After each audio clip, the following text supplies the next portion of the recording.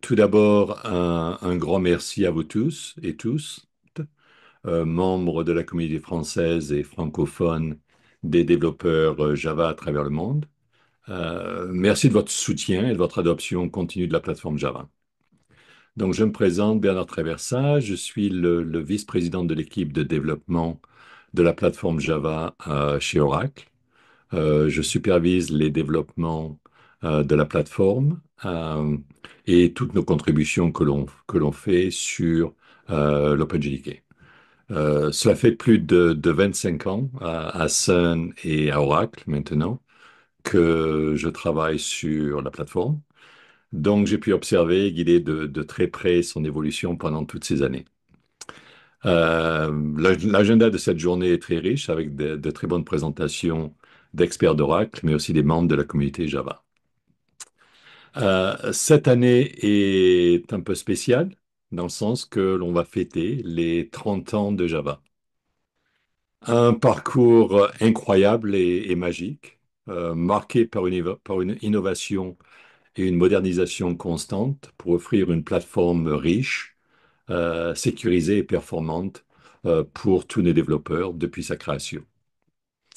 Dans les années 70-80, le slogan de notre industrie, c'était personne n'a jamais été licencié pour acheter des systèmes d'IBM. Depuis 20 ans, on peut dire que personne n'a jamais été licencié pour avoir choisi Java. Java est partout dans l'entreprise et les clouds. Et si on regarde un peu l'histoire, 30 ans d'innovation, en fait, Java a commencé en 1991 avec le Green Project qui avait été commencé à Sun et démarré par Jem Gosling, Mac Sheridan et Patrick Naughton. En 1995, Sun comme écosystème introduit publiquement la Java Platform en lançant un peu cette plateforme avec le slogan de base Write Once, Run Anywhere. Et ce slogan, disons, n'a pas changé depuis les, euh, les derniers 30 ans. En 1996, la première release officielle, Java 1.0. En 1997, la formation de la communauté du comité process et la sortie du JDK 1.1 et aussi l'introduction des Java cartes, qui est en fait, disons, même aujourd'hui encore très bien utilisé dans de nombreux domaines d'application.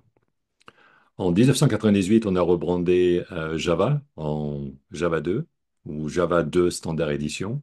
Ça a commencé de mettre les swings. On a introduit le premier Just-in-Time compiler.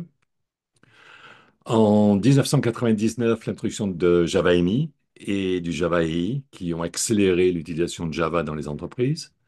En 2000, Java SE 1.3 avec l'hotspot JVM, qui est en fait la JVM qui encore aujourd'hui tourne sur la plateforme.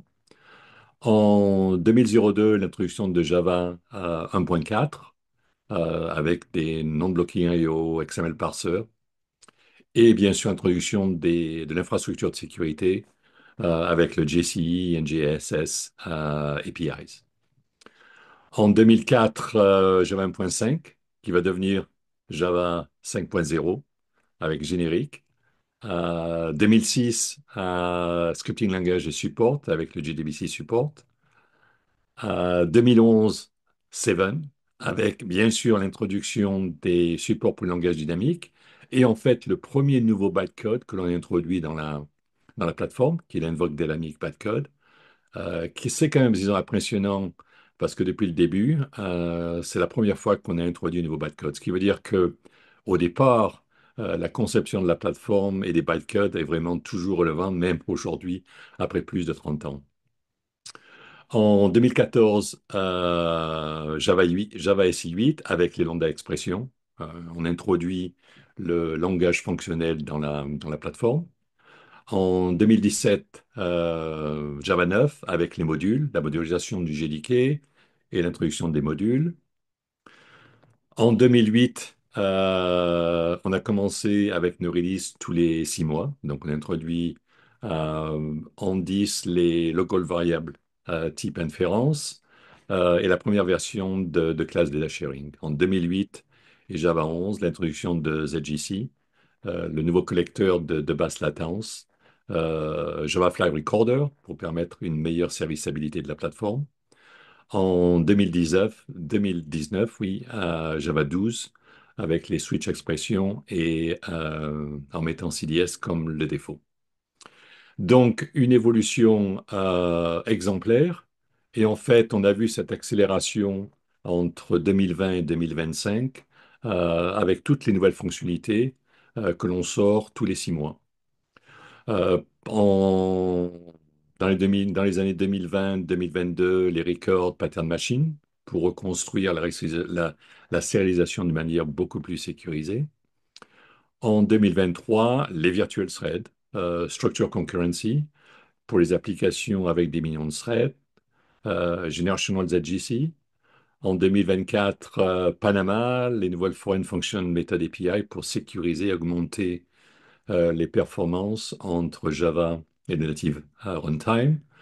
Euh, Tous les investissements que l'on fait sur on-ramp Java pour essayer de simplifier le langage. Et en 25, disons cette année, les premières introductions avec le projet Laden, Ahead of Time Class Loading and Linking, les Stream Gatherers et la première version des Quantum Resistant Algorithms. Et enfin, dans les prochaines 2, 3 années, notre priorité va se faire sur 3 projets principaux.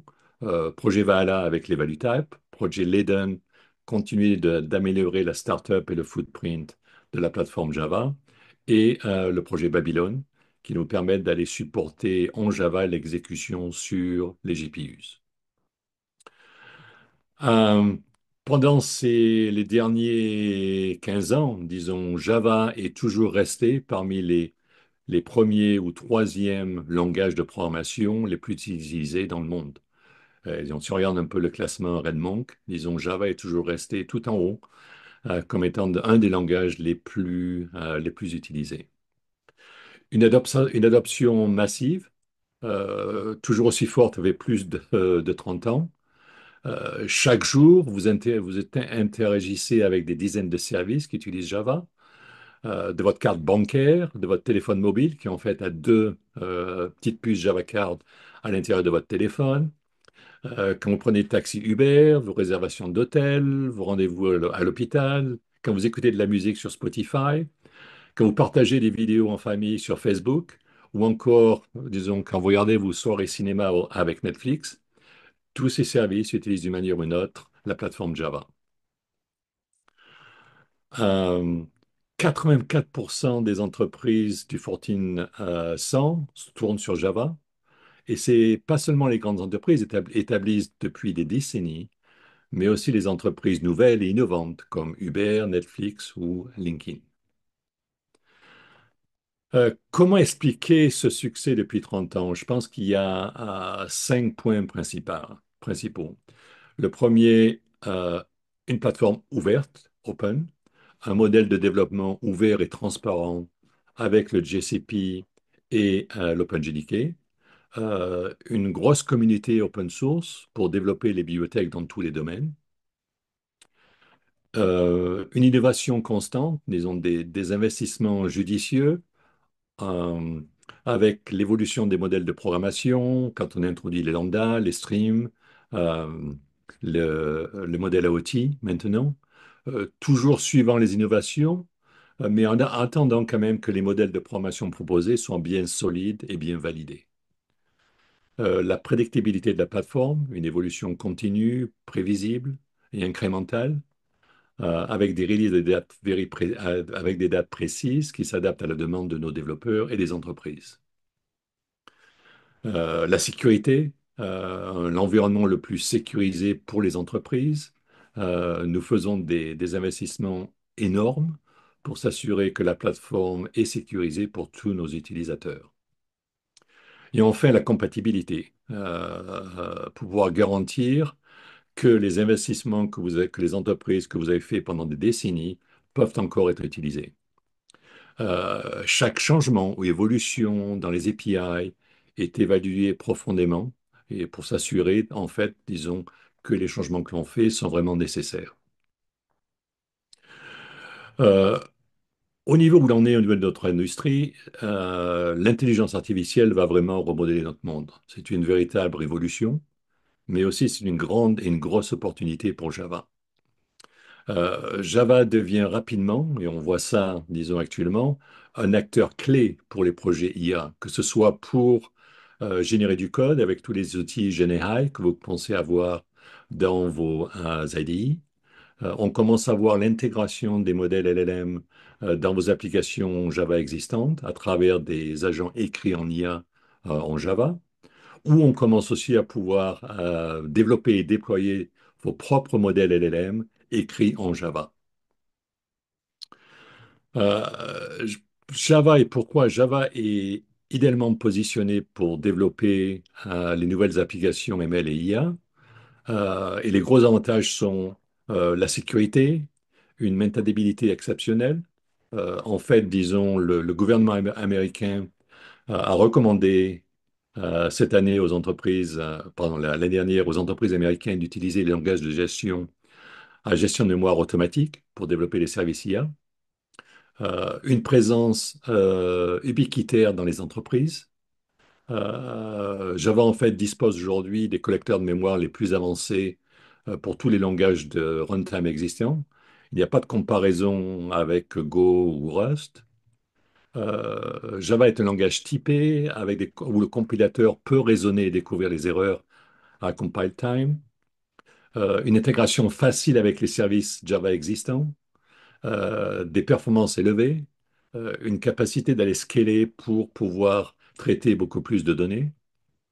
Ce qui fait que la plateforme, disons, se trouve dans une position essentielle et critique pour le développement futur de l'IA. Et on voit ça actuellement, disons, avec des nouvelles bibliothèques qui commencent à être développées, comme le framework LangChain4j. L'objectif de LangChain4j est de fournir des API Java pour simplifier l'intégration des larges langages modèles dans les applications Java d'aujourd'hui. Euh, il est possible de changer les modèles LLM sans réécrire votre code, avec une architecture très modulaire et de très bonnes API Java. En fait, disons, si vous regardez un peu LangChain4j, ça joue un rôle très similaire au projet Hibernate dans les années 80-90, où en fait, disons, Hibernate simplifiait la persistance de vos données dans des applications Java. C'est-à-dire, vous pouvez changer soit sauver vos données sur des fichiers ou des bases de données. Avec LangChain4j, ça va vous permettre, disons, une intégration plus simple, une orchestration, et aussi de pouvoir changer vos modèles LLM sans réécrire vos applications AI Agent. Donc, c'est un modèle, disons, qui s'aligne très bien avec ce qui a été fait dans Java depuis des années. Euh, Une autre chose qui est aussi très importante pour les nouveaux modèles IA, c'est la performance. Et on travaille depuis pas mal d'années en fournissant de nouvelles API, comme les vecteurs API, pour une exécution aussi performante que possible sur les architectures SIMD. Ces optimisations sont réalisées en fait en collaboration avec tous les fournisseurs de CPU.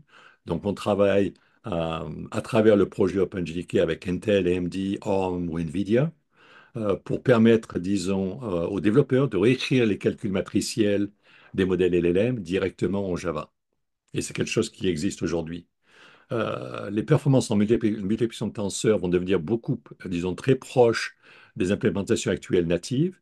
Et même dans certains cas, en prenant en compte, disons, la capacité de la JVM de générer du code très efficace, on peut avoir des performances qui sont égales ou même meilleures que les tenseurs natifs. Et on voit dans un exemple sur le modèle Llama 3 où André et Alfonso ont réécrit un peu le code qui manipule les tenseurs. On a des performances qui sont 15 fois plus performantes en commençant en utilisant les vecteurs API. Ils ont des performances, disons, ils ont très très bonnes. Un autre projet très important pour les applications IA, c'est le projet Liden pour démarrer ultra rapidement des applications ou vos agents IA. Le démarrage de la JVM pour les applications microservices IA doivent rentrer en compétition avec Go, C ou C++. Donc, on a introduit avec le projet Leden une nouvelle phase d'exécution de la JVM avant l'entrée dans le programme principal, que l'on appelle la phase de pré-main. Donc, on va créer une cache DOT. Cette cache va préparer euh, les objets Java dans la JVM, initialiser vos données dans la heap qui sont sauvées dans cette archive de cache.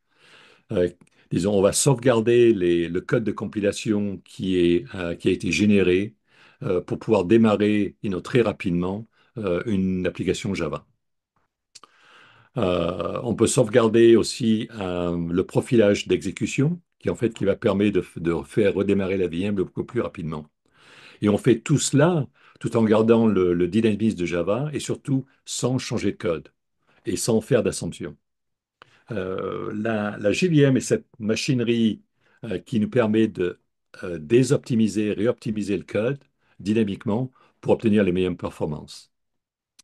Et en fait, aucune modification de code est vraiment nécessaire. Et donc, dans ce cas-là, les équipes de Spring ont, disons, utilisé les dernières versions de l'Eden là, qui vont être qui sont proposées dans le JDK 25 qui va sortir au mois de septembre.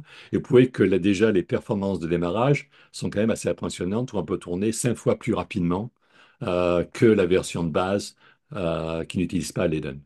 Et c'est, disons, des performances de start-up qui sont très bonnes pour toutes les applications cloud et pour l'IA, bien sûr. Euh, Finalement, un autre investissement que l'on a fait depuis plusieurs années, c'est le projet Paving the On-Ramp ou Small Java. Et là, ce que l'on veut faire, c'est essayer de simplifier l'approche du langage pour les débutants et les nouveaux développeurs. Donc, on peut, disons, actuellement, c'est cette notion de VIPE programmers, c'est-à-dire qu'on a besoin de présenter à ces nouveaux développeurs d'une manière beaucoup plus concise, beaucoup plus simple, l'apprentissage du langage Java. Et donc, on a travaillé depuis 3 ou 4 ans pour vraiment, disons, simplifier le langage au départ. Le but principal est de permettre aux nouveaux développeurs de pouvoir écrire leur premier programme sans avoir vraiment à expliquer ou comprendre les concepts beaucoup plus avancés du langage, comme les notions de private public, static, object instance, static field, les méthodes main, les arguments de la command line. Et disons, comme vous le voyez, maintenant, avec les nouvelles versions, la dernière version du JDK, vous pouvez écrire, disons, un Hello World en utilisant simplement les concepts de base du langage, sans avoir à expliquer, disons, tous ces concepts qui sont un peu plus compliqués pour un premier développeur. Et disons, la partie et donc, qui est essentielle, c'est que ce qu'on veut faire, c'est quand même, on veut préserver l'esprit du langage Java, garder le look and feel du Java et de pouvoir fournir aux développeurs, disons, cette progression constante où en fait le reste ou les concepts du langage peuvent être introduits graduellement quand les développeurs veulent apprendre des concepts beaucoup plus avancés, quand ils commencent à écrire des programmes plus importants, quand ils commencent, disons, à travailler en groupe, ou, disons, ils ont besoin d'aller définir les interfaces, introduire les concepts d'object-oriented, introduire les notions de private, d'encapsulation des API. Et c'est pour nous, disons, des investissements essentiels parce que, disons, on veut commencer, pouvoir former les nouvelles générations de développeurs de la plateforme Java.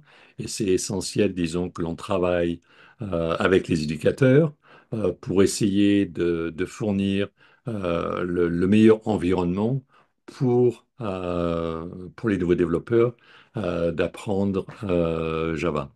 L'IA et la sécurité, le présent et futur de la plateforme Java. Donc, avec l'introduction de l'intelligence artificielle dans les entreprises, les deux grandes priorités pour nous, pour Java, en plus de la performance et la robustness de la plateforme, bien sûr, seront de permettre le développement et l'exécution des modèles IA en Java.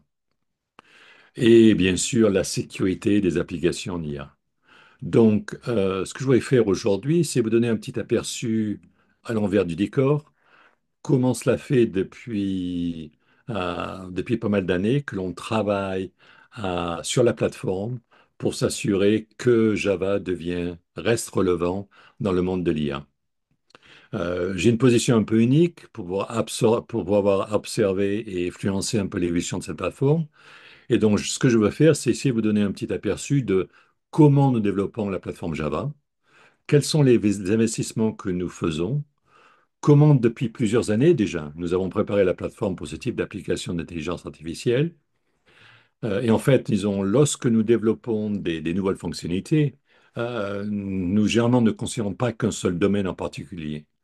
Nous veillons à ce que les investissements puissent bénéficier, dans de nombreux cas, d'usage. Par exemple, l'IA, bien sûr, mais aussi tout un tas d'autres domaines. Par exemple, la finance, les services planétaires comme Netflix ou Spotify. Donc, pour vous assurer que la plateforme reste cette plateforme générique pour pouvoir construire tout un tas d'applications. L'ubiquité de l'entreprise, depuis plus de 20 ans, Java est au cœur des systèmes informatiques. C'est le premier langage, comme je le disais avant. Java est au centre de tous les clouds. Si vous regardez toutes les infrastructures de cloud Oracle, Amazon, Google, Alibaba, tout est basé virtuellement sur des services qui tournent en Java. Ce succès s'explique à la fois par la richesse fonctionnelle de la plateforme, mais aussi l'accessibilité des développeurs Java. L'utilisation de Java permet de réduire les coûts de développement, de déploiement et de maintenance. Euh, Comment nous faisons évoluer la plateforme? Donc, nous faisons ça en tenant compte de nombreux facteurs, bien sûr le besoin des développeurs, mais aussi les évolutions technologiques de notre industrie. Par exemple, les nouvelles applications en IA exigent de nouvelles capacités avec les supports GPUs, par exemple. Les avancées du hardware, les nouvelles instructions nécessitent de nouvelles optimisations au niveau de la JVM. Les nouveaux modèles de programmation émergent, la programmation fonctionnelle, orientée données, nouveaux modèles de parallélisme. Nous identifions aussi également les problèmes communs à de nombreux domaines. Et en fait, disons, James Gosling avait ce mantra qui disait que, disons, il vaut mieux ne pas intégrer une fonctionnalité dans la plateforme que de le faire d'une manière incorrecte. Parce que le coût de maintenance, disons, si on se trompe sur des API, sur une fonctionnalité, ça va devoir être maintenu pendant des décennies et avec un coût très haut. Depuis à peu près 8 ans, nous avons adopté un nouveau modèle de release pour la plateforme qui est basé sur cette notion de type Intel. Donc le type, c'est pour les développeurs en quête d'innovation rapide, capables d'adopter leur code le plus rapidement possible avec de nouvelles fonctionnalités. Généralement, les startups, en fait, disons les nouveaux services IA qui commencent à écrire en Java sont généralement, disons, utilisent le type pour essayer d'avoir accès aux toutes nouvelles fonctionnalités de la plateforme. Et de l'autre côté, on a le tail pour les développeurs plus conservatifs, privilégiant la stabilité de la plateforme et aussi pour tous les services critiques qui tournent sur JDK 8, 11 ou 17 ou même 21. Les utilisateurs du TEL ne veulent pas de changement. Ils veulent seulement les patchs de sécurité réguliers, peut-être un peu de performance si possible, mais vraiment garder cette stabilité. Et donc, toutes les versions JDK LTS, Long Term Support, on les supporte pendant plus de 8 ans. Donc, ce modèle type Intel permet de mettre rapidement entre les mains des développeurs les nouvelles avancées que l'on fait sur le langage ou les nouvelles capacités de la JVM, les nouvelles abstractions comme les virtual threads qu'on a introduits, et les release tail ou LTS permettent de fournir aux entreprises une stabilité et surtout pour toutes les infrastructures cloud qui ont besoin d'avoir une stabilité très solide de l'exécution des services Java qui tournent. Au niveau des investissements de la plateforme, pour la moderniser et la rendre encore plus compétitive, on a identifié un nombre de priorités. Et dans ce tableau, on adresse, et ces priorités sont toujours basées sur des pain points pour nos développeurs. Donc, la sécurité, bien sûr. Ce que l'on voit actuellement, c'est les acteurs malveillants sont de plus en plus sophistiqués. Générative IA et les ordinateurs quantiques, disons, vont imposer de grands défis. C'est pour ça que l'on doit continuer à investir dans ce domaine-là de la sécurité. Le projet Mloom avec le modèle de concurrence beaucoup plus simple avec les virtual threads. Le projet ZGC avec un nouveau garbage collector. On savait depuis pas mal d'années au niveau des problèmes de big data ou maintenant les problèmes IA, avoir une demande encore plus grande pour le traitement de données, du volume de données, et avec des latences beaucoup plus basses, avec la possibilité d'aller supporter des heaps encore plus larges. Le projet Panama, qui en fait a reconstruit un peu en simplifiant, mais aussi en fournissant un modèle de sécurité beaucoup plus importante pendant l'interopérabilité de Java avec les couches natives. Le projet Amber, qui nous permet d'aller réduire la verbosité du langage. On veut permettre aux développeurs d'être beaucoup plus productifs. Et aussi pour rendre, comme je disais un peu ce matin, rendre Java plus simple pour les débutants et les nouveaux développeurs. Et enfin, les trois derniers projets, vraiment, les investissements que l'on fait actuellement sont les plus grands. Projet Leden, comment redémarrer beaucoup plus rapidement les applications Java, essentielles pour les microservices dans le cloud et les EI agents. Projet Vala, c'est un projet énorme où on reconstruit un peu la représentation des objets en mémoire, refaire cette unification entre les classes et les primitives types pour optimiser les performances avec moins de cache misses. Et en fait, et le dernier n'est pas le moins important projet, qui est le projet Babylone, pour vraiment fournir une exécution transparente sur les GPU. Et en fait, ils ont fournir cette Universal JIT qui permettra, disons, une exécution Java complètement dynamique sur les CPU et les GPUs. Et la JVM va pouvoir déterminer dynamiquement, disons, si en fait le code d'exécution que vous faites actuellement tournera mieux sur une CPU ou sur une GPU. L'intelligence artificielle, bien sûr, c'est une chose que l'on doit prendre en compte. Disons, les projets génératifs IA arrivent. Euh, disons, les prédictions, c'est toujours des prédictions, c'est 30% ou 40%, mais tu auras un nombre, disons, très important d'applications Java qui vont utiliser de l'IA. Et c'est quelque chose que l'on doit prendre en compte et préparer la plateforme. Notre stratégie sur l'IA est vraiment basée sur trois volets. La génération de code avec les IA génératives, disons, euh, on veut s'assurer que la plateforme Java, quand vous écrivez en Java, il y aura plein d'outils qui pourront utiliser les nouvelles techniques de générative IA, soit pour mieux expliquer votre code, soit pour générer des tests pour s'assurer qu'en fait, disons, vos programmes sont qui nous sont bons. On veut que Java soit en fait, disons, la meilleure plateforme pour générer du code avec les services IA. Le deuxième volet, c'est bien sûr l'intégration de ces modèles IA dans les applications existantes. Disons, il y a des investissements depuis des décennies qui ont été faits par les entreprises. Et bien sûr, disons, on ne va pas réécrire ces applications avec l'IA, mais en fait, on va, disons, trouver les endroits où des décisions peuvent être prises par des IA agents, et on va essayer de trouver une intégration la plus simple, la plus robuste, la plus efficace entre Java et ses modèles IA. Et en fait, disons, le dernier volet, c'est commencer à réécrire complètement des modèles IA en Java. Et parce que pour nous, disons, au niveau des taux de productivité, de sécurité, avoir un modèle LLM écrit en Java sera nettement supérieur au niveau de la sécurité et aussi de la performance, de la maintainabilité, de la serviceabilité, que si ces modèles LLM sont écrits dans des langages natifs. Les développeurs d'entreprise vont rechercher, disons, des modèles connectés aux données existantes, disons, avec leur application actuelle en Java. Bien sûr, toujours une demande de performance, d'efficacité, et en fait d'offrir, disons, aux entreprises des solutions IA en Java qui sont bien adaptées, pardon, aux besoins de l'entreprise.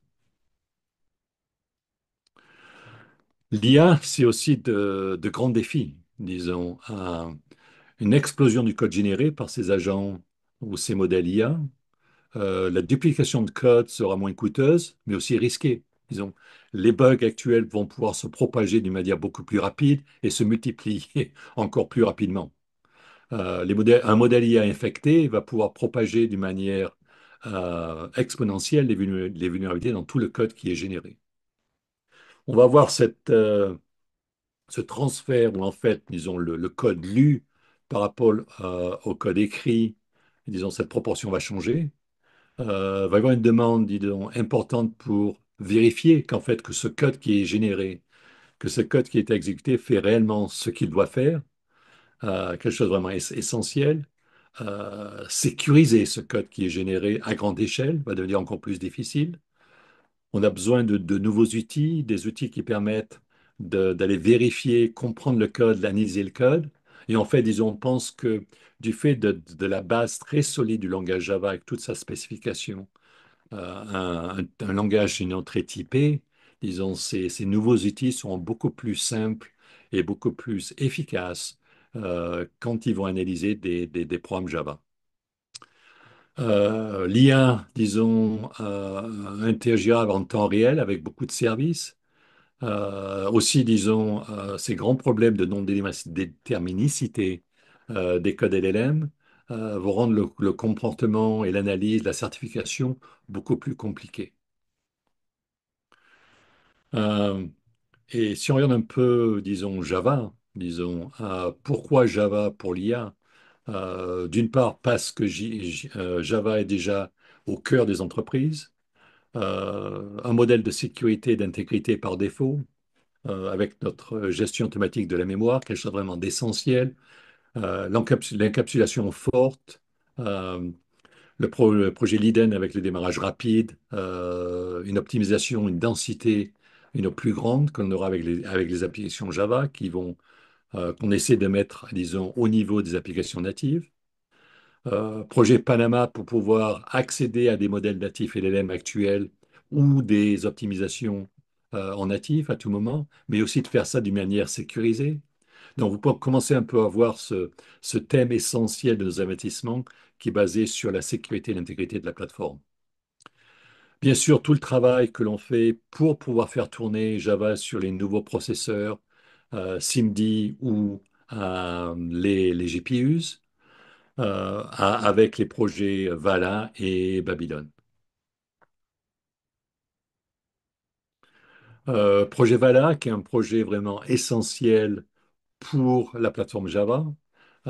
Disons, actuellement, comme vous le savez peut-être, disons, la représentation des objets en Java et n'est pas très efficace. Il y a plein de pointeurs. Ces pointeurs présentent de gros problèmes d'exécution parce que dans certains cas, les caches, il y a beaucoup de caches misses, c'est-à-dire que les accès mémoire sont beaucoup plus grands actuellement pour ces types de données denses dans les applications Java. Et donc, ce que l'on fait avec Vala, c'est remplacer un peu ces représentations de classe objet avec une représentation beaucoup plus compacte, dense en mémoire, qui va fournir une meilleure localité et densité de l'exécution des applications Java. Quelque chose qui va être essentiel au niveau pour gagner des performances substantielles quand vous allez faire tourner vos applications Java.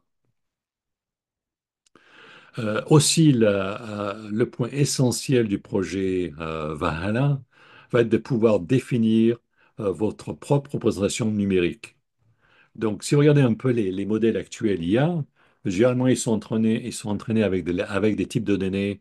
Bon, maintenant, c'est plutôt du 32. Dans certains cas, ça devient du 16 float point. Mais en fait, disons, il y a cette demande de nouvelles représentations numériques. En fait, en même, il y a nouveaux projets qui regardent sur des modèles LLM avec des quantifications sur un bit, qui vont faire un bond significatif au niveau d'une quête d'efficacité de ces modèles-là.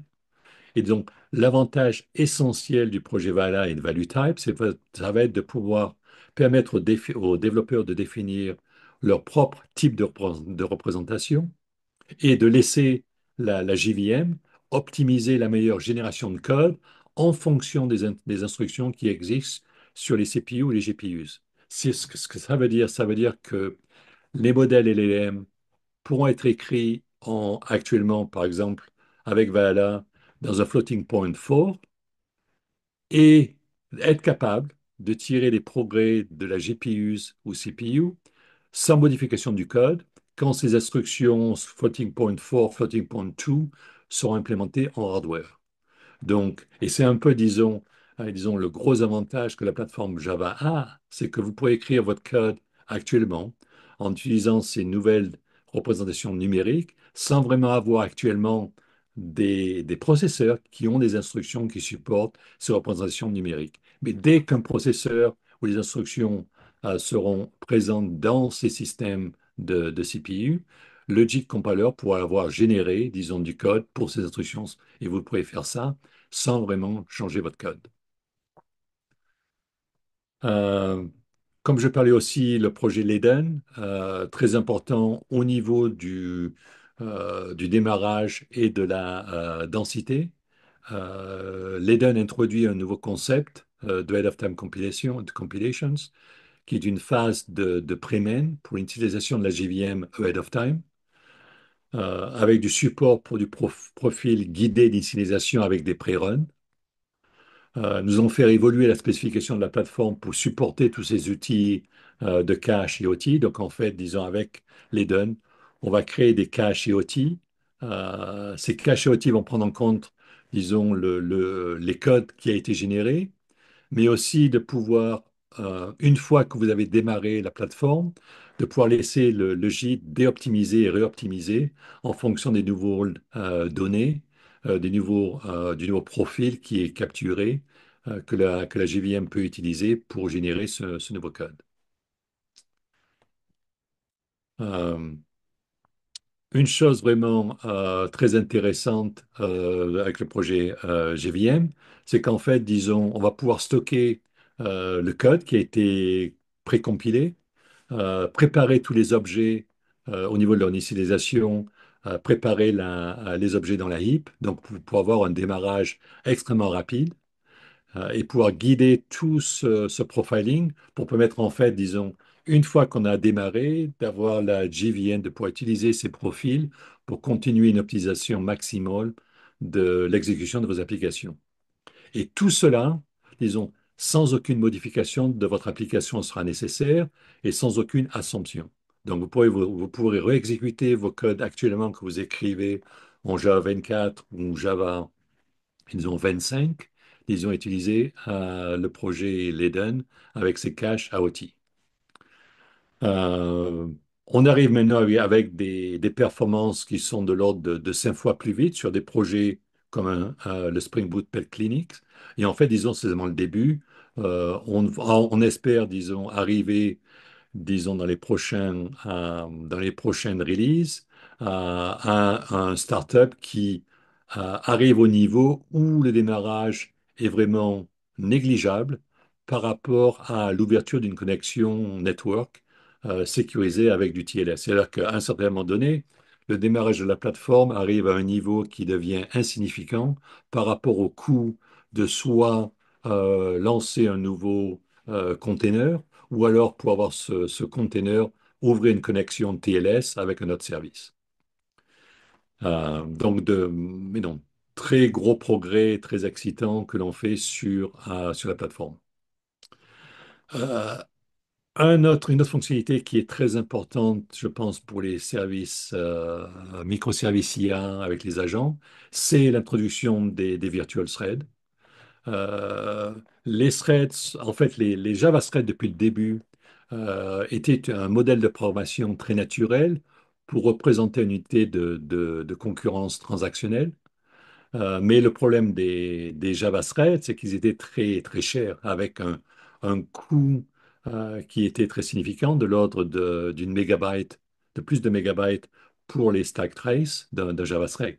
Et donc, ce qu'on a fait avec les virtual threads, c'est qu'on a gardé cette abstraction essentielle de la plateforme Java, mais créé une représentation beaucoup plus légère, beaucoup plus simple qui permettent actuellement, disons avec le Java 25, de pouvoir offrir aux développeurs un modèle de synchronicité pour leurs applications en parallèle, en fournir ce modèle très simple qui est un virtual thread pour chaque transaction.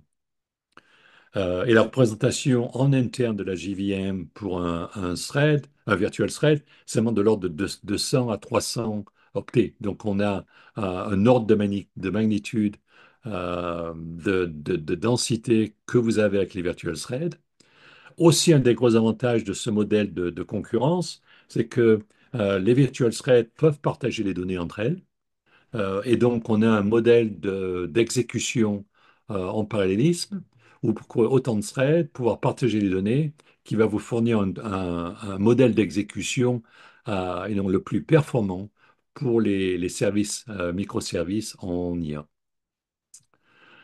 Un autre investissement que l'on fait avec notre groupe à Oracle, qui est sur le projet de l'app server Illidan, qui est en fait, disons, le premier vraiment app server qui utilise et donc complètement le modèle des virtual threads. On a développé en accord avec l'équipe d'Illidan pour s'assurer que l'implémentation de ce app server Illidan utilise pleinement toutes les capacités et le potentiel des virtual threads complètement compatible avec le cloud native et avec Kubernetes. Vous permet d'écrire des applications très simples Java ici. C'est un projet open source, bien sûr, et vous pouvez l'utiliser l'accéder sur le projet elidon.io. Et on continue de travailler et on veut s'assurer que le projet Elidon va pouvoir utiliser toutes les dernières innovations que l'on fait avec le GDK. Donc, quelque chose pour vous à essayer. Euh, un autre projet essentiel des investissements que l'on fait qui sont essentiels sur la plateforme, c'est bien sûr les garbage collectors. Et on est, disons, très content des projets que l'on a fait avec ZGC. ZGC, c'est vraiment le collecteur que l'on a investi pour arriver au taux de latence de moins d'une milliseconde. Ce qui veut dire que quand vous êtes au niveau de ces taux de latence, disons les latences de l'operating system sont dans certains cas beaucoup plus importants que les latences de la plateforme JVM. Et surtout, pouvoir s'assurer que ce collecteur va pouvoir supporter des grandes heaps, multi-terabytes, à un moment donné des petabytes heaps, quand les systèmes seront construits. Et s'assurer que les latences n'augmentent pas d'une manière exponentielle en fonction de la taille de la heap. ZGC est vraiment un collecteur concurrent qui utilise, disons, toutes les avancées qui ont été faites depuis plus de 20 ans ou 30 ans même sur les garbage collectors. C'est un collecteur qui est complètement concurrent. Euh, les barrières utilisent, disons, une approche très nouvelle qui est l'utilisation des pointeurs colorés. En fait, disons, le secret ou la magie de ZGC, c'est d'avoir inversé le modèle des pointeurs dans les garbage collectors en utilisant des read barrières plutôt que des write barriers. Donc, qu'est-ce que ça veut dire? Ça veut dire que, disons, quand vous allez accéder à un objet, simplement en regardant le pointeur, parce que ce qu'on va faire, c'est qu'on va encoder à l'intérieur du pointeur, parce qu'on sait que les adresses 64, il y a quelques bits qui ne sont pas utilisés. Donc, ce que l'on fait, c'est qu'on encode dans cette adresse l'état de l'objet, la mutation de l'objet. Et le gros avantage, c'est que on n'a pas besoin d'aller accéder l'objet en mémoire, qui est très coûteux, parce que dans certains cas, l'objet n'est pas dans la cache. Simplement en regardant le pointeur, on peut détecter en fait si cet objet a été muté par l'application. Et quand on vous accédez quand vous accédez à l'objet, on voit, on détecte que l'objet a été muté et on peut réparer le pointeur pour pointer sur la version nouvelle de cet objet. Et disons, le gros avantage, c'est que si vous regardez actuellement au niveau de la taille des heaps, il y a une plus forte probabilité que vous allez accéder à un objet qui n'a pas été muté. Donc ça veut dire que la proportion d'accès qui va demander à ce pointeur d'être réparé devient très faible. Euh, En 24, on a sorti la version générationnelle de ZGC, qui a été maintenant, bon, on l'a sorti d'abord en 21, mais c'était expérimental. En 24, elle est devenue, disons, elle a été finalisée. ZGC, c'est vraiment le collecteur qui est adopté par les plus gros services qui ont besoin vraiment, au niveau de leur taille, d'une qualité énorme.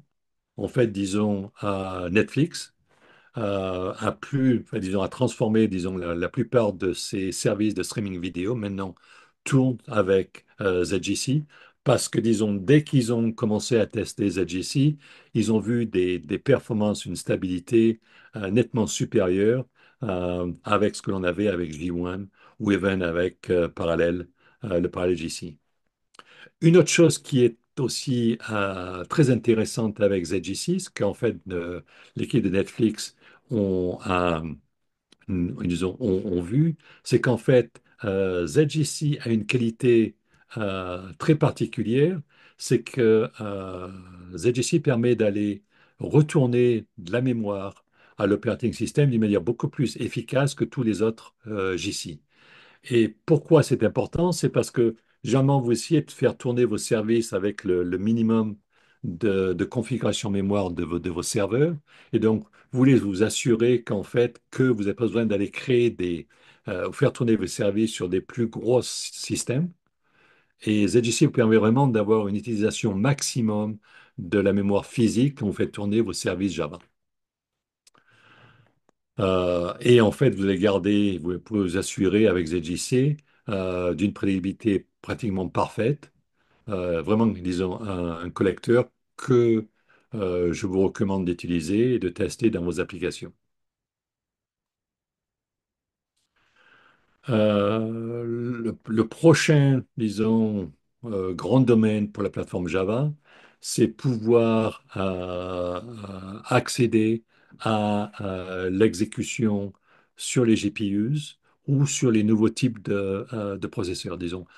Ce que l'on voit actuellement, c'est qu'il va y avoir une plus grande diversité sur les architectures GPUs, NPUs, qui en fait, ils ont très bien pour la plateforme Java, parce que comme on a toute cette machinerie du compilateur just-in-time, on peut, disons, utiliser ce modèle de la plateforme Java qui est, vous écrivez en Java du code, ce code est tourné dans des bytecode et la JVM va s'assurer d'une exécution particulière, d'une génération de code très spécifiée pour chaque processeur qui est exécuté. Et vous pouvez faire ça à travers différents processeurs sans changer votre code Java. Donc, l'un des projets de base qui nous permet de commencer et d'avancer l'exécution Java sur les CPU et les GPUs, c'est le projet Panama. Panama a reconstruit complètement l'interaction de la plateforme Java avec le code natif, en fait, en fournissant un modèle beaucoup plus simple, un modèle beaucoup plus sécurisé et performant que GNI.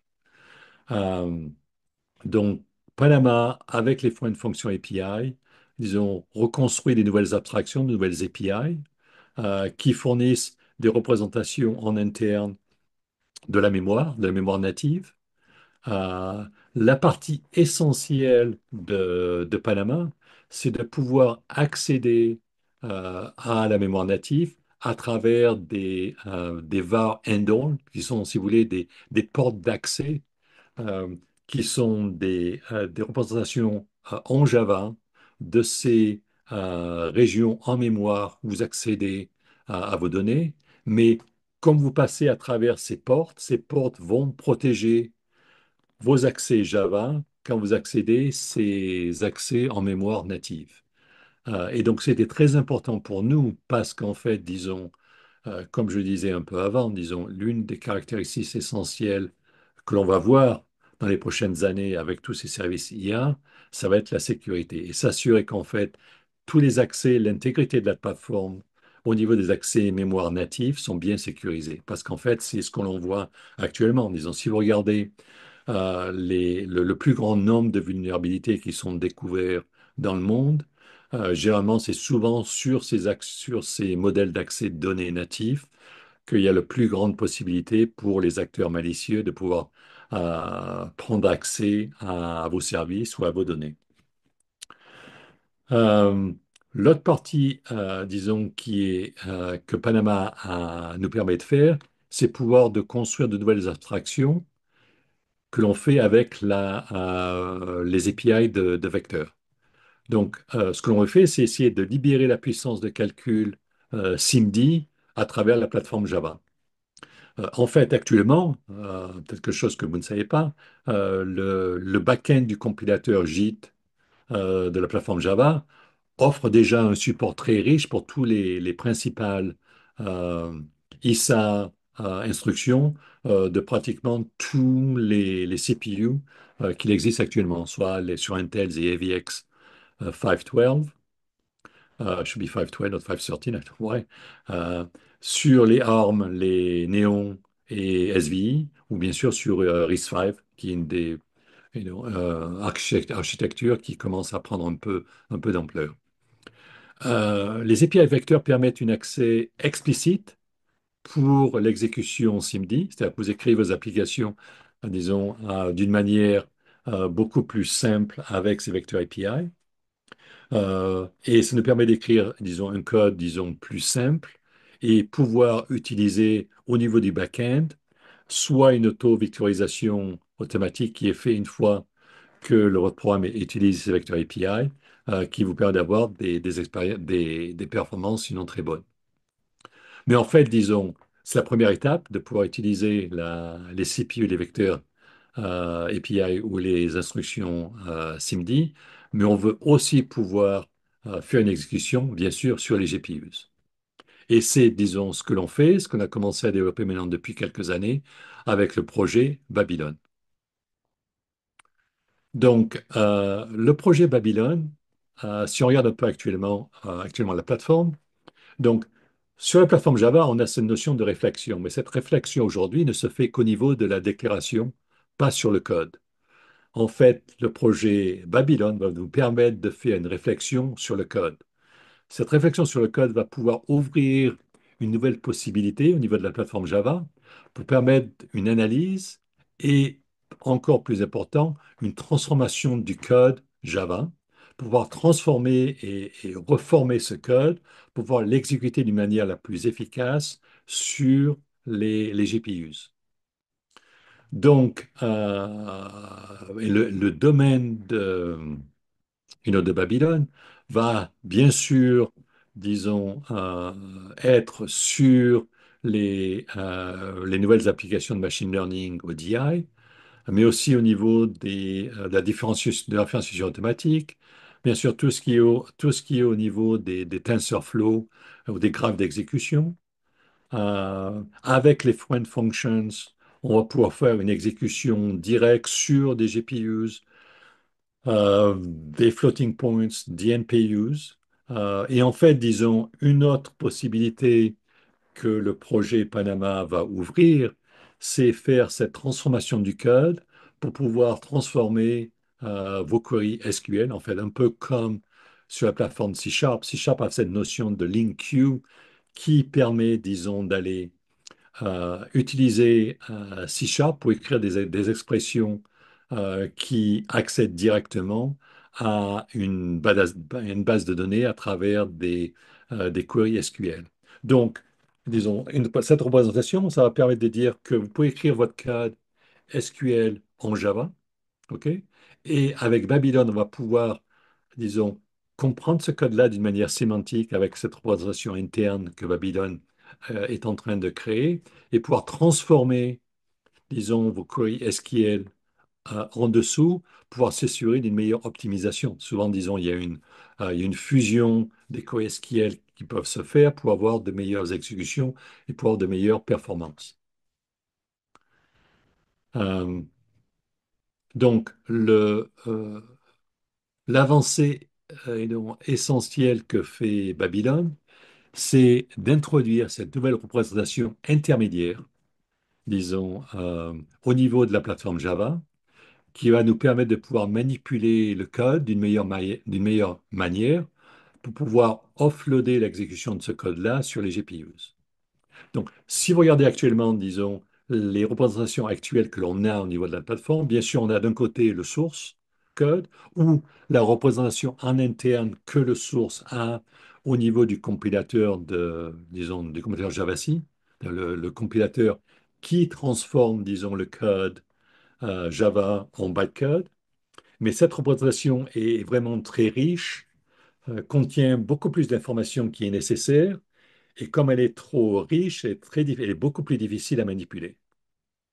Par contre, de l'autre côté, si on regarde au niveau du bytecode qui est généré, malheureusement, bon, le bytecode est parfait pour l'exécution de la JVM, mais on perd beaucoup de sémantique.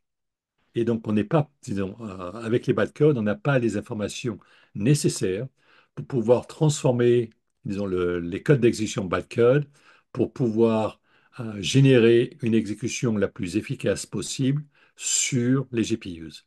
Et c'est pour ça qu'avec le projet Babylon, on a introduit cette nouvelle représentation en interne, qui est une représentation, disons, qui va garder un peu la sémantique nécessaire du code d'exécution, qui sera une représentation la plus efficace pour nous pour construire des codes d'analyse et aussi une représentation qui sera la plus efficace pour pouvoir transformer ce code-là quand on veut exécuter votre code sur une GPU et de faire ça d'une manière complètement dynamique avec le JIT.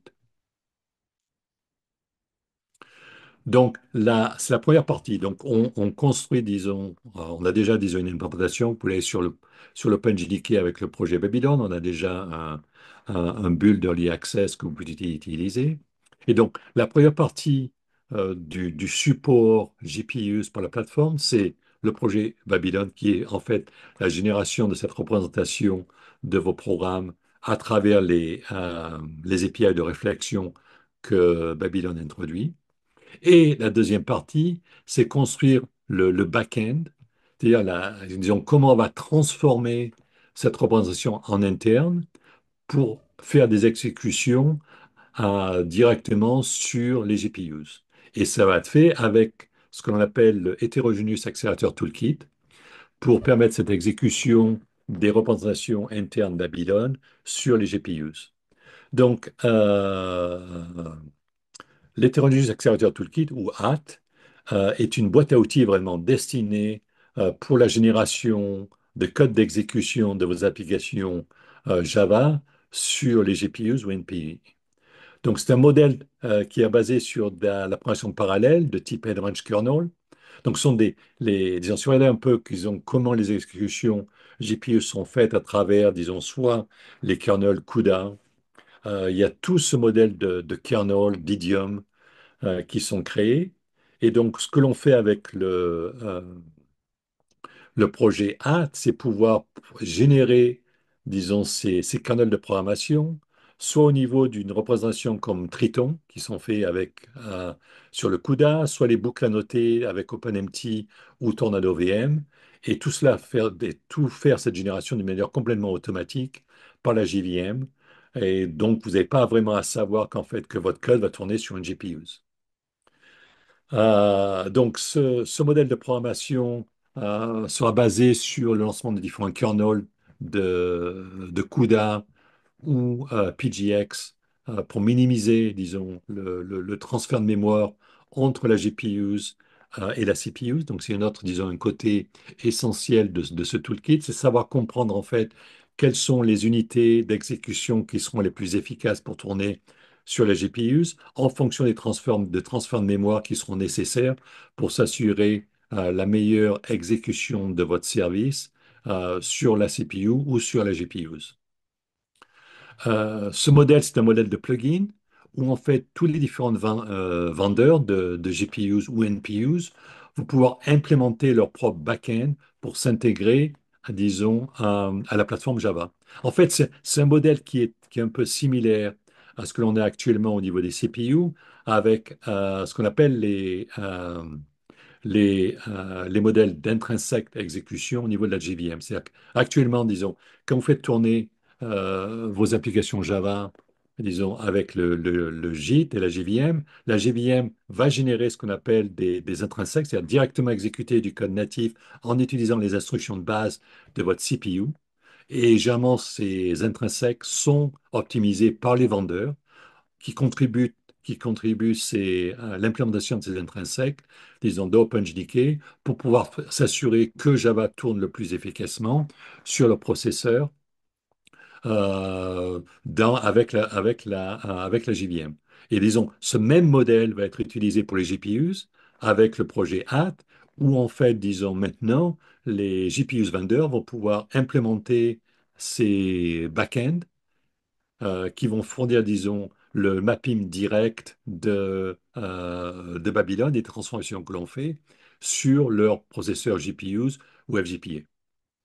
Le projet app aussi va manipuler, comme je disais avant, et générer la gestion de mémoire off-heap on heap, qui est la partie vraiment essentielle pour s'assurer d'une exécution la plus efficace entre la CPU et les GPUs, et aussi de faire ça d'une manière complètement transparente pour les applications à travers du JIT. Je vous conseille, disons, d'aller sur OpenJDK, accéder au première version IA de Babylon et de Hat. C'est vraiment, disons, une machinerie, disons, qui commence à devenir un niveau d'état qui est vraiment du code que l'on commence à regarder comment on va l'intégrer directement aux nouvelles versions de la plateforme Java. Euh, L'autre domaine qui va devenir essentiel pour les applications IA, c'est le domaine de l'intégrité. Donc, un système informatique est intègre si et seulement si sa spécification est complète et son implémentation est correcte par rapport à sa spécification. Donc, vous comprenez qu'avec tous ces modèles de générative IA, il y aura beaucoup plus de code qui va être généré. Et donc, c'est très important qu'en fait, que tout ce code, qui en fait peut être généré d'une manière statique, mais aussi dans certains IA agents, le code va peut être généré d'une manière complètement dynamique. Donc, c'est vraiment essentiel que l'on reconstruise ou qu'on utilise au niveau de la plateforme Java la meilleure intégrité possible pour pouvoir s'assurer que tous ces services IA ne font pas des choses malicieuses ou ne sont pas attaqués d'une manière malicieuse pour faire des choses qui pourront donner accès à vos données en interne ou vos données de vos utilisateurs. Donc, quand on parle d'intégrité de la plateforme, l'exactitude, la sécurité, les performances, la maintenabilité, à des degrés divers, dépendent d'une propriété fondamentale de la plateforme Java, qui est son intégrité. Et chaque fois que nous parlons de la réflexion deep, l'encapsulation de modules, l'utilisation de l'agent, l'utilisation des API unsafe, l'accès aux arrêts, les loops, tout ça a été planifié et spécifié au niveau de la plateforme Java.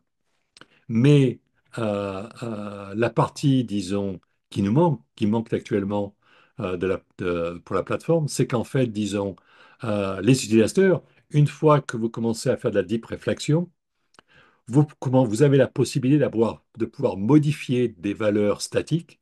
Disons, quand vous définissez en Java une valeur statique, cette valeur devait être, disons, immutable. Mais en fait, avec la deep réflexion, vous pouvez accéder à cette donnée et faire une mutation. Donc, ça représente, disons, un accès potentiellement malicieux que l'on doit bloquer, ou au moins on doit s'assurer, disons, qu'il est bien protégé. Et en fait, c'est tout ce que vous allez voir, disons, il y a un nouveau GEP qui vient de sortir, qui est extrêmement dans le mode draft, qu'on appelle l'intégrité par défaut. Donc, nous voulons nous appuyer sur l'intégrité de la plateforme pour s'assurer que toutes les constructions que vous faites dans vos applications Java restent intègres. Euh, donc, si on regarde la déperfection, l'encapsulation est un élément clé du raisonnement pour l'intégrité. Donc, si vous écrivez une classe dont l'un des invariants est une variable qui est mutable ou pas mutable, vous allez s'assurer qu'en fait, disons, cette variable n'est pas mutée. Les variables privées aussi, que vous ne pouvez pas voir ou accéder, disons, on veut s'assurer qu'en fait, disons, aucun code malicieux peut accéder à ces variables. Et on va faire ça et on va s'assurer que la JVM enforce toutes ces protections d'une manière stricte au niveau de l'exécution. Quand vous utilisez vos API de réflexion, on va s'assurer qu'en fait, les modifications ne sont faites que dans des cas où en fait, les accès ont été donnés d'une manière explicite. Et la sécurité va diminuer complètement quand il y a un manque d'encapsulation. Et c'est pour ça, en fait, disons, tout ce modèle d'intégrité de la plateforme, pas quelque chose de nouveau.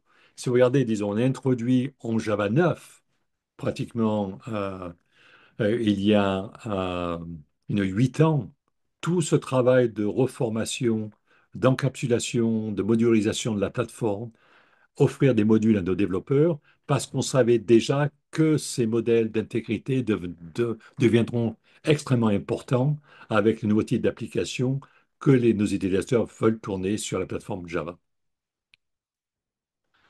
Donc, l'intégrité, c'est vraiment une caractéristique essentielle pour l'IA, et c'est quelque chose qui va devenir beaucoup plus important, parce que, disons, GNA et IA vont générer tout un tas de code.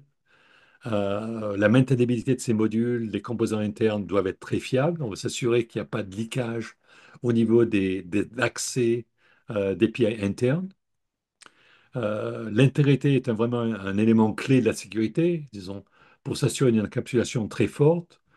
Isoler le code qui est vulnérable, où on sait en fait, disons, ce code-là peut accéder à du code natif, mais on va s'assurer de manière la plus possible avec Projet Panama, les memory access que l'on a avec Project Panama, pour pouvoir limiter la vulnérabilité qu'ils peuvent faire à travers le code d'exécution native. Et bien sûr aussi s'assurer de toute la performance, parce qu'à la fin, disons, ces modèles IA vont demander une performance, disons, beaucoup plus importante et quelque chose qui, on doit s'assurer. C'est pour ça que tous les investissements que l'on fait, particulièrement avec le projet LEDEN et le modèle IoT, sont très importants pour la sécurité. Euh, un autre domaine critique de la sécurité, bien sûr, c'est l'arrivée et c'est la protection contre les quantum computers. Bien que l'on ne sache pas quand les ordinateurs quantiques deviendront pratiques ou disponibles pour les acteurs malicieux à grande échelle, nous devons préparer la plateforme. Et c'est ce que l'on fait maintenant depuis quelques années, où on commence à regarder les nouveaux algorithmes de cryptographie quantique. Euh, on a déjà une expérience, disons, de ce qu'on a fait avec TLS Wanda 3. Donc, si vous vous rappelez, disons, on a lancé en 8 la plateforme 8 dans l'année 2014. Et en 2018, on a réintroduit le TLS Wanda 3 dans la version Java 8. Donc, on a déjà cette compréhension de comment on peut prendre de nouveaux protocoles qui sont développés dans la nouvelle version et les ramener dans les versions en production pour nos utilisateurs. Et donc, on prendra le même modèle avec les algorithmes de crypto PQC. L'un des problèmes fondamentaux que l'on va avoir avec les nouveaux algorithmes PQC, c'est que généralement ces algorithmes utilisent des clés beaucoup plus longues. Donc il y a une demande, donc les coûts actuellement d'exécution de ces algorithmes sont euh, beaucoup plus importants que les algorithmes de crypto actuellement. Donc, on commence maintenant, et c'est bien que l'on fasse ça maintenant, à commencer à comprendre comment on peut optimiser l'exécution de ces algorithmes pour avoir des performances qu'on espère d'être aussi proche possible que les algorithmes de crypto actuellement. Mais ça va demander pas mal d'années pour pouvoir mieux comprendre comment on peut optimiser ces algorithmes, soit au niveau de la plateforme Java, mais aussi, disons, en fonction des nouvelles instructions que les constructeurs CPU vont mettre dans leur processeur pour pouvoir accélérer d'une manière dans le hardware, dans la silicon, l'exécution de ces algorithmes PQC. Mais c'est bien que déjà, disons, Java supporte les premiers protocoles PQC qui sont standardisés par, disons, l'organisation NIST, disons, aux États-Unis, ou avec le IEEE, ou les différents forums de cryptographie. Donc, déjà, on a sorti dans la version 24, disons, la fondation des premières versions de crypto protocoles qui sont basées sur les algorithmes de Lattice. Euh, donc, ces algorithmes fournissent, disons, les premières d'encryption pour les clés ou les premières signatures digitales avec ces algorithmes de post-quantum. Et disons, ce que l'on travaille maintenant, disons, on attend un peu, disons, la standardisation pour la première version de TLS qui pourra utiliser ces nouvelles modèles de crypto qui sont d'une manière beaucoup plus sécurisée et quelque chose, disons, qui est assez important pour nous pour comprendre et aussi fournir un utilisateur.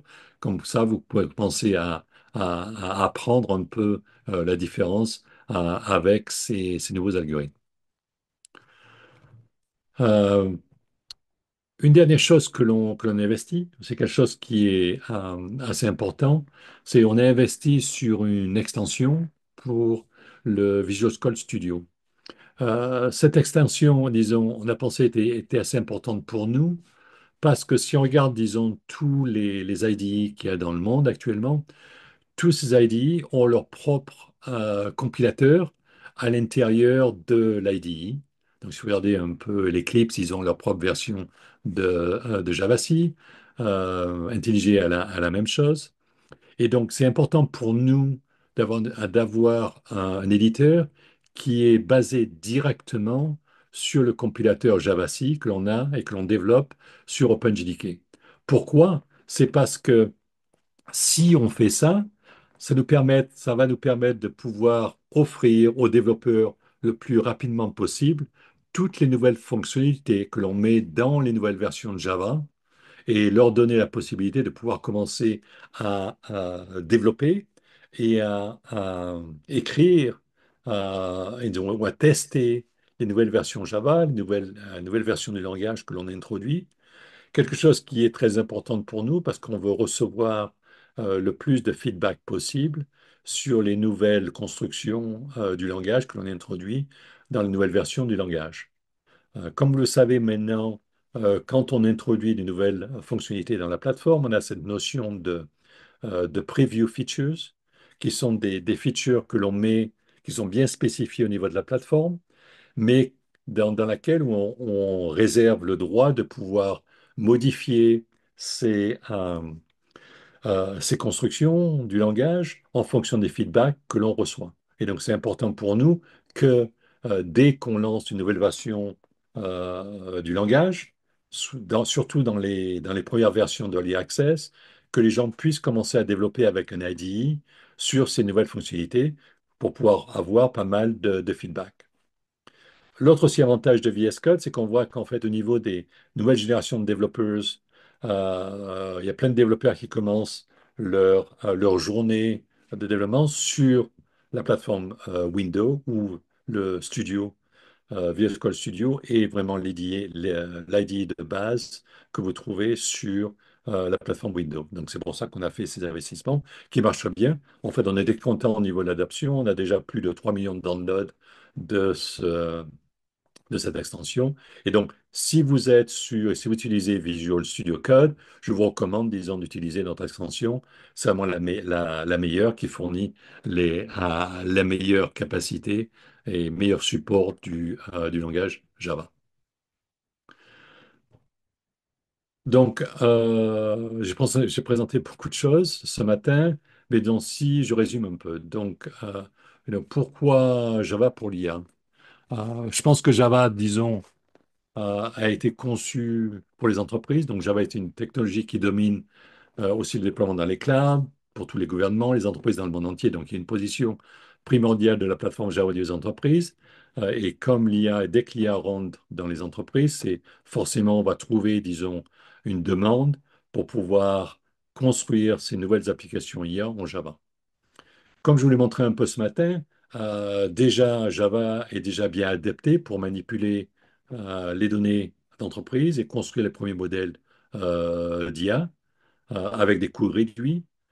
J'ai essayé d'expliquer pourquoi, en fait, disons, la plateforme Java est beaucoup plus la meilleure plateforme au niveau de la sécurité et de l'intégrité, avec sa gestion de mémoire automatique, avec des performances de JC qui sont nettement plus supérieures au niveau de tous les autres langages de programmation.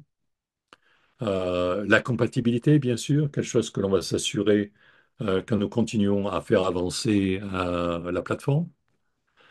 Et bien sûr, disons, c'est la JVM, qui est vraiment un runtime d'exécution extrêmement efficace, robuste, performant.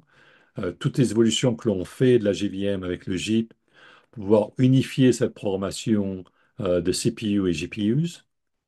Donc, vous n'avez pas besoin d'être un expert en CUDA pour programmer vos GPUs. Un peu, disons, le goal essentiel de la plateforme Java depuis des années, c'est permettre à des développeurs de développer en Java et laisser la JVM exécuter le code d'une manière la plus efficace en fonction du hardware que vous avez en dessus.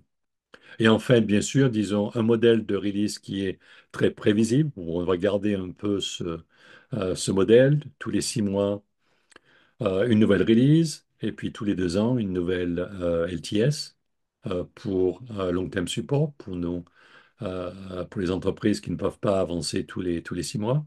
Et enfin, garder un peu, bien sûr, quelque chose qui est vraiment important pour nous, c'est garder une plateforme vraiment ouverte et transparente, avec un développement et un écosystème de contributeurs où on a pratiquement aujourd'hui, disons, euh, toutes les grandes entreprises qui développent des applications ou sur les clouds d'infrastructure qui sont membres de l'OpenJDK et qui contribuent avec nous pour faire avancer la plateforme Java.